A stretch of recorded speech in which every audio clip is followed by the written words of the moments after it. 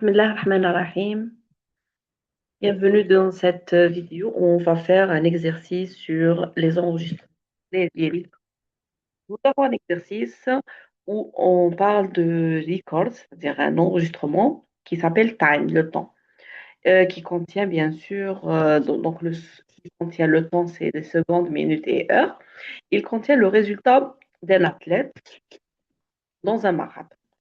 Donc, première question, on écrit une action paramétrée, parameter action, transform, which transforms a time t of type time into an integer as expressing in time in seconds. C'est-à-dire qu'on a as input un temps exprimé dans un format enregistrement type time et comme sortie, on va calculer la somme de ce temps-là exprimé en secondes. Donc, première des choses, on va déclarer ou définir les types qu'on va utiliser dans cet exercice. Donc, le premier type ou enregistrement qu'on va définir, le premier enregistrement, c'est le temps. Donc, la syntaxe, c'est on va mettre le nom de cet enregistrement. Après, donc on va dire égal, c'est un record et on commence à mettre les attributs. Une fois qu'on termine, end, point virgule. Donc, les attributs sont heure. Donc, je peux écrire heure, je peux écrire hour. On a aussi minute et on a aussi seconde. Moi, pour ne pas faire beaucoup d'écriture, je vais mettre uniquement les initiales. H pour heure, M pour minute et S pour seconde. Tous ces attributs, parts, sont des entiers. Donc maintenant, on a terminé avec ce type-là. La question suivante, donc, parameter action transform. Donc, on a comme input, c'est un temps t exprimé en time. Comme output, nous avons s qui est exprimé en secondes. Ça sous-entend que puisqu'on a un seul résultat explicite qui est exprimé en secondes, ça veut dire que c'est un entier. Et là, ça veut dire que on peut définir une fonction. Ça sous-entend qu'on peut toujours définir transform as procédure. Donc, cette fonction, elle s'appelle transform. Donc, qu'est-ce qu'on a comme entrée? Et là, on n'est pas obligé de mettre in, donc c'est on met rien. Le mode de passage de ce paramètre, c'est input. Qu'est-ce qu'on a? On a t, de quel type? De type time. Comme résultat, nous avons un entier. Est-ce qu'on a besoin de variables locales? Non, pas besoin. Pourquoi? Parce que je peux directement faire retourner. Donc, nous avons t, puisque c'est une variable de type time. Donc, elle s'exprime en t.h, t.m et t.s. C'est pour cela, juste après begin, voilà.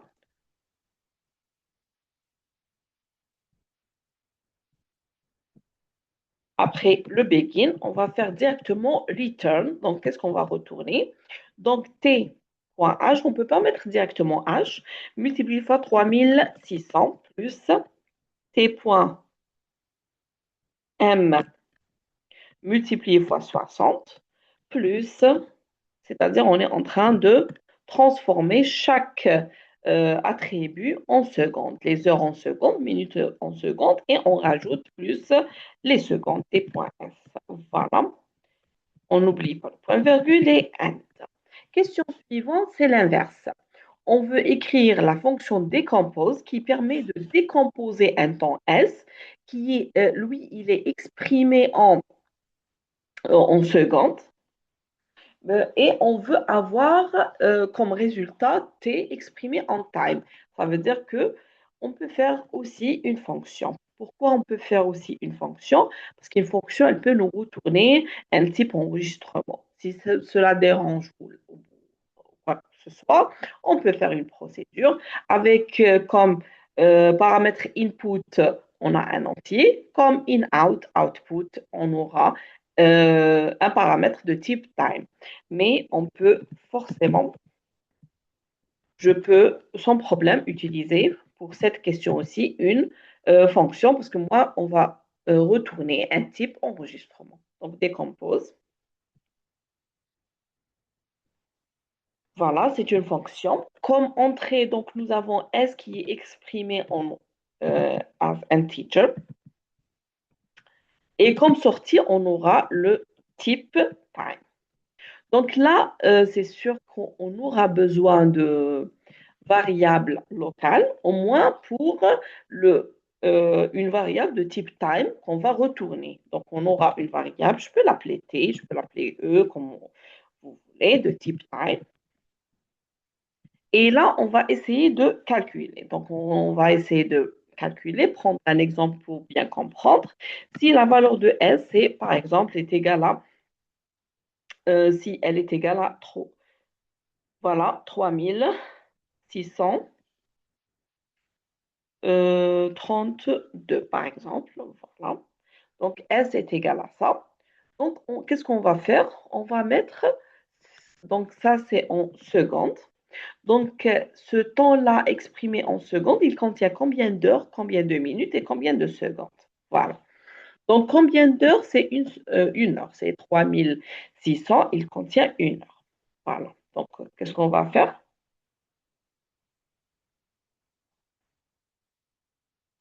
Donc, on peut mettre, voilà, 3682 pour mettre aussi les minutes. Voilà. Donc, comment, à partir de ce S, on va diviser cette valeur par 3600, donc par div, on aura le nombre d'heures. Ça veut dire que juste après begin, première chose à faire, c'est t.h reçoit. Qu'est-ce qu'il reçoit? Il reçoit S div, on va diviser par 3600. Voilà. Donc, qu'est-ce qu'on aura dans t.h? On aura la valeur 1. Ensuite, donc la valeur S, elle va recevoir, donc S reçoit S mod 3600, donc le reste de la division, ce qui nous reste 82. Maintenant, 82, elle contient combien de minutes? C'est une seule minute. Pourquoi? Parce qu'on va faire T.M, les minutes. Qu'est-ce qu'il reçoit? Il reçoit la nouvelle valeur de S qu'on va diviser sur 60. Donc, ça nous donne T.M, ça va nous donner une minute. Parce que dans 82, on a 60, une seule valeur de 60. Voilà. Ensuite, dans T.seconde, reçoit directement la valeur actuelle de S modulo. Modulo, c'est le reste de la division, 60. Donc, s'il nous reste 22. 22. T.S, ça va être 22. Voilà, à partir d'une somme 3682, on aura un temps exprimé en 1 heure, 1 minute et 22 secondes. Ce qu'on ne doit pas oublier, c'est qu'on ne doit pas oublier de retourner, donc return, ce temps-là. Donc, on va retourner le t parce que c'est une fonction. Et end. La question suivante, end, c'est le end de quoi? C'est le end, bien sûr, de la fonction. Donc, c'est le end de la fonction. Voilà, la fonction décompose. On passe à la question suivante. Nous avons maintenant n participants. Nous avons n participants. Ça veut dire qu'on aura forcément un tableau. Chaque athlète, il est défini par des attributs. Files, number, name and the result. Et le résultat de type time. Donc, première chose qu'on va faire, on va mettre un autre type, un autre enregistrement. Maintenant, cet enregistrement, il s'appelle quoi? Il s'appelle athlète. Voilà, égal record. Quels sont les files de ce record? Nous avons number, ça peut être, là ce n'est pas spécifié, number ça peut être un integer, ou bien le matricule qui peut être aussi, ça peut aussi être considéré comme une chaîne de caractères. Donc si ce n'est pas mentionné, donc number est par défaut un nombre, donc c'est pour cela que je l'ai défini comme un entier. Par la suite, nous avons name. Name, c'est une chaîne de caractères. Voilà. je peux la définir comme, je peux la maximiser comme maximum. J'ai 30 caractères, par exemple. Voilà, je peux donner la taille maximale de cette chaîne de caractères. Et le dernier attribut, c'est le result. Voilà. C'est un attribut qui est de type time. Donc, deux points, il est de type time. Ça veut dire que chaque paramètre de type athlète, là, on va définir quoi? On va définir tout un tableau. Donc, chaque paramètre de type athlète, qu'est-ce qu'il contient? Il contient donc number, name, et lui contient le result qui lui-même, il est décomposé en heures, minutes et secondes. Voilà. La question, c'est qu'on va écrire un algorithme principal qui permet de remplir le tableau. Donc, on va faire la première partie du... euh, voilà. On aura comme variable, donc là, ce qu'on va mettre ici, var, on peut le mettre juste avant les fonctions, c'est-à-dire ici, à cette position, les deux positions sont correctes. Ce sont les variables globales. Les variables globales sont utilisées pour le programme principal. Donc, qu'est-ce qu'on va, on va avoir? On va avoir un tableau. Je peux l'appeler T, un tableau T. Donc, array, maximum, je vais revoir ces 100 of integer. Voilà. Par la suite, donc si on a un tableau à faire, j'aurai minimum n comme le nombre d'éléments et j'aurai le i pour indice qui sont des entiers. Juste après, on va faire le begin. Et juste après le begin, on va lire le nombre d'éléments du tableau. Donc, qu'est-ce qu'on va faire? On va lire le nombre d'éléments de ce tableau. Donc, on aura combien d'athlètes? Donc, on va faire read n. Mais read n, pour lire n, on ne peut pas accepter n'importe quelle valeur. Le n, il doit être supérieur strictement à 0. Ça veut dire au minimum, j'ai un seul athlète. Et la valeur maximale, c'est que le n, il ne doit pas être supérieur à 100. Donc, comme valeur maximale égale à 100, c'est pour cela qu'on va utiliser repeat. Read n until n supérieur à 0 and n inférieur ou égal à 100. Donc là, on a spécifié le nombre d'athlètes. Juste après, on va lire les éléments de chaque athlète. Donc ici, t de 1, c'est l'athlète numéro 1. D'accord? Et t de i, c'est l'athlète numéro i. Donc t de i, c'est la position, c'est l'élément i du tableau. Et t de i, qu'est-ce qu'il contient? Rappelez-nous. Donc t, c'est un tableau of, pas entier. C'est un tableau de type athlète. Voilà. C'est un tableau de type athlète. Voilà.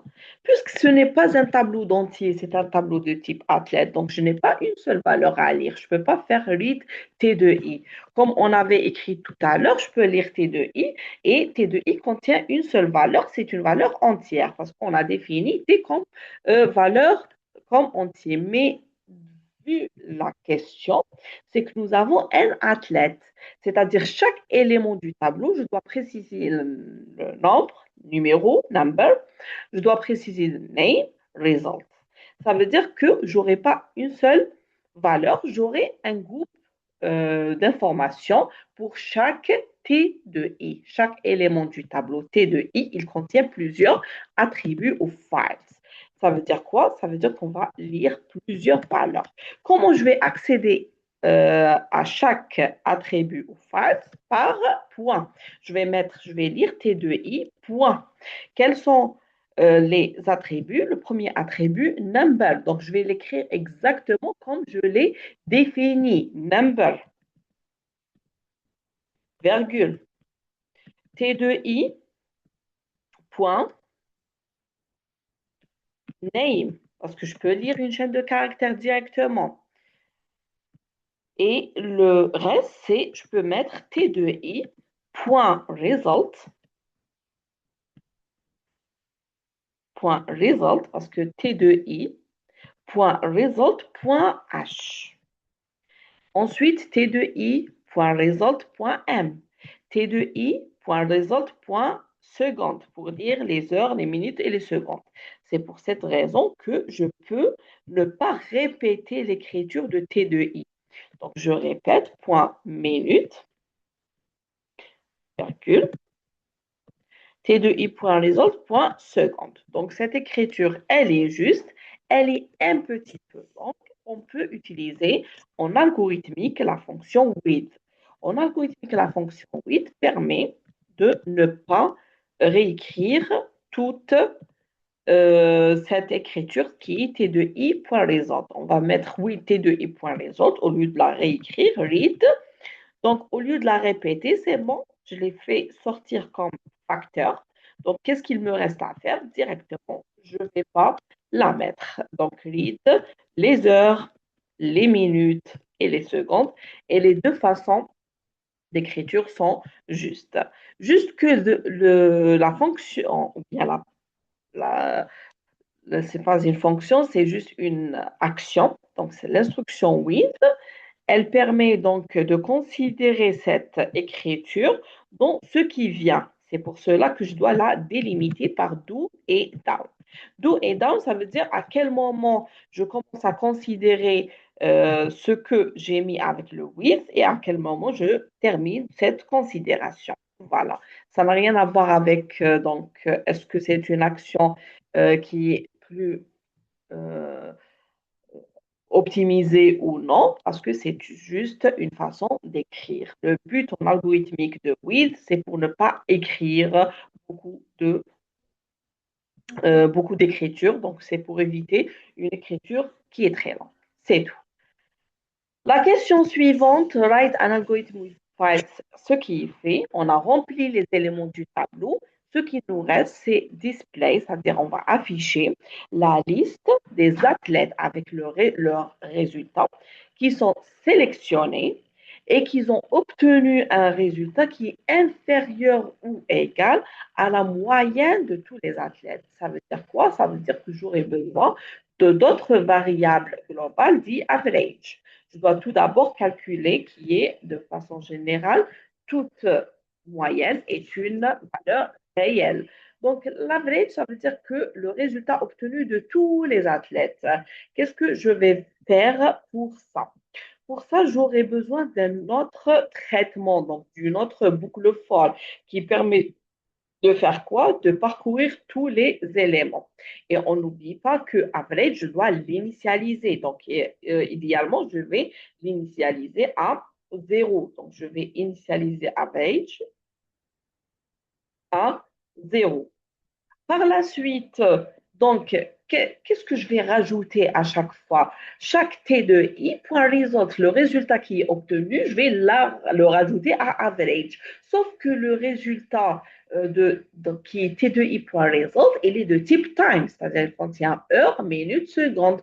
Cela nécessite quoi? Cela nécessite un appel à quoi? À la fonction transform, qui permet de le transformer. Ça sous-entend quoi? Ça sous-entend que dans chaque itération, qu'est-ce qu'on va faire? On va faire average et on va appeler la fonction transform. Donc, on fait quoi? On va faire average reçoit average, la valeur précédente, plus, comme ça, on fait ce qu'on appelle une somme cumulée. À chaque fois, je rajoute, à chaque fois, je rajoute. Donc, la dernière valeur plus la valeur courante, et ainsi de suite. C'est comme ça qu'on fait une somme globale en algorithmique. L'appel à une fonction est simplement réalisé par, on écrit le nom de cette fonction. Le nom de la fonction, c'est transform. Elle va nous donner cet entier comme résultat et je dois mettre juste quel est l'input, quel est le paramètre en entrée, d'accord, que je veux. Finalement, je veux transformer un paramètre qui est de type time en un nombre total d'entiers. Donc, le paramètre de type time que je veux transformer est tout simplement t de i.result. t de i.result. Et là, tout ce paramètre-là, n'oubliez pas que c'est une fonction, donc elle va nous retourner une valeur entière parce que cette fonction-là, rappelez-vous qu'elle retourne une valeur entière. Voilà. Voilà, donc cette valeur, elle me retourne une valeur entière. Une fois qu'on termine Donc, une fois à la sortie de la boucle, il faut tout terminer. Puisqu'on doit, donc pour le moment, average, elle contient uniquement la somme. Donc, pour avoir la valeur du average, je dois diviser par le nombre d'éléments. Et là, je peux diviser sur n sans aucune vérification. Pourquoi? Parce que je suis sûre que le n ne peut pas être nul. Autrement, je dois faire une vérification if n est différent de 0 et je dois toujours faire attention à ne pas diviser par 0 parce que ça va être une erreur sémantique. Voilà. Donc, une fois qu'on a obtenu la moyenne, revenons à la question. La question, c'est que je veux afficher les informations, toutes les informations de tous les athlètes qui ont obtenu un score qui est less, ça veut dire inférieur ou égal. Ça veut dire qu'une fois la valeur de average est obtenue, je vais faire encore un autre traitement. Mais ce traitement-là, qu'est-ce qu'il permet de faire? On va vérifier. Donc, si le résultat obtenu est inférieur, donc si le résultat qu'on avait obtenu est inférieur ou égal à average, à ce moment-là, je vais afficher le résultat obtenu T2i.result. Il est de ce format, time. Je ne peux pas le comparer à une valeur qui est entière.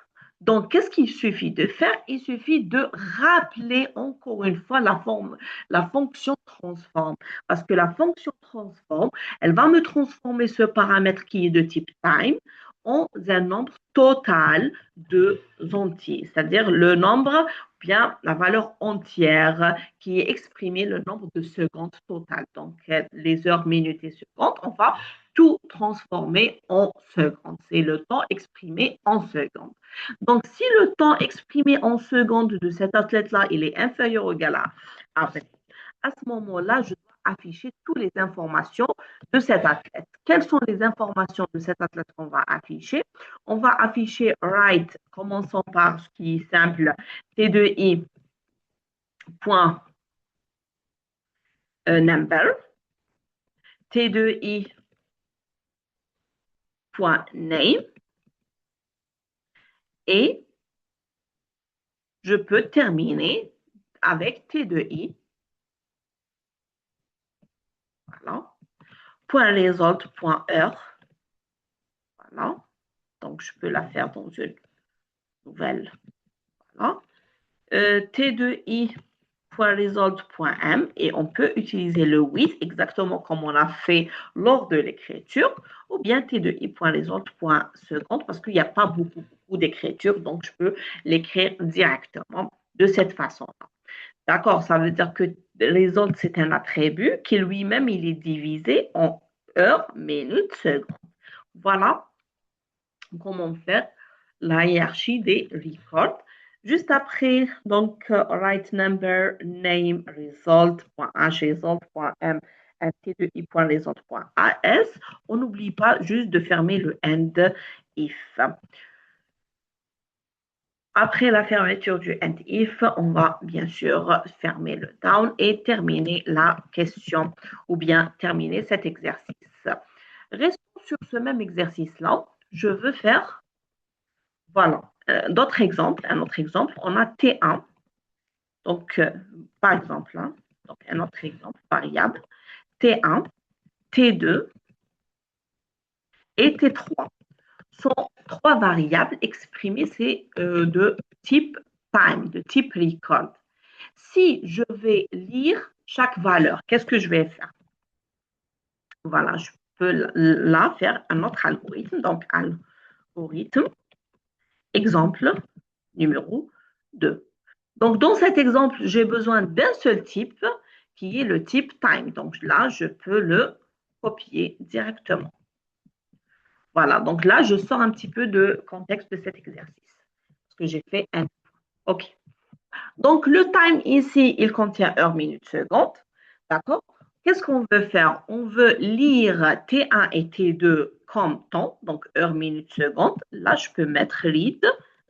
Et là, attention, je peux mettre l'unité de 1 point seconde. Je peux commencer par seconde, je peux commencer par minute. C'est l'utilisateur Donc, il n'y a aucun problème. L'ordre n'est pas forcément à respecter. Donc, je peux commencer par les secondes, les minutes, les heures ou le contraire. Voilà. L'ordre de la lecture n'est pas le même. Par contre, je veux lire t de 1 qui est t de 1. Qu'est-ce qu'il contient? Heure, minute, seconde. Donc, toujours c'est t de 1.h, t de 1.minute, t de 1.seconde. Si je veux lire t de 2, c'est la même chose. Et là, le but de cet exemple, c'est faire quoi? C'est afficher sous format time le temps T3 qui est la somme de T1 plus T2. Donc l'exemple qui est, exemple 2 qui est somme de T1 and T2. Donc comment faire la somme? Je ne peux pas faire directement T1 plus T2 parce que la somme n'est pas reconnue dans cet enregistrement de type time. Le type time n'est pas connu, donc je ne peux pas faire directement le plus. Le plus ne peut pas se faire avec les enregistrements. Donc, qu'est-ce qu'il suffit de faire? Là, on va utiliser les deux fonctions qu'on avait précédemment écrites, les fonctions transform et la fonction. Donc, nous avons deux fonctions, la fonction transform et la fonction décompose. Donc là, on va les utiliser toutes les deux. C'est pour cela que, puisqu'on va les utiliser, je dois les rajouter. Voilà. La fonction transform, qu'est-ce qu'elle permet de faire? On a un temps t, elle va nous donner les entiers. La fonction décompose, on aura un entier, elle va nous donner time. Donc, pour faire la somme, je dois tout d'abord, qu'est-ce que je dois faire? Donc, nous avons, voilà, les variables globales que je préfère les mettre après ici. Voilà. Donc, nous avons T1 et T2, ce qu'on a écrit, donc on va les transformer en nombre total de secondes. Et là, je peux faire la somme. Une fois que je fais la somme, je vais décomposer en T3. Ça veut dire quoi? J'aurai tout simplement, donc je vais transformer T1. Ça va nous donner un entier, une valeur entière. Donc, je transforme T1 qui est une valeur entière, plus je vais transformer T2, donc ça va être une valeur entière, c'est la somme totale en secondes de T1 et de T2 respectivement, et on va faire la somme. Et cette somme-là, cette valeur-là, on va l'utiliser avec une autre fonction qui va être la fonction décompose. Pardon, on va avoir donc tout cela, ça va être comme input de quoi? De décompose. Donc, on va appeler décompose parce que là, on a fait la somme.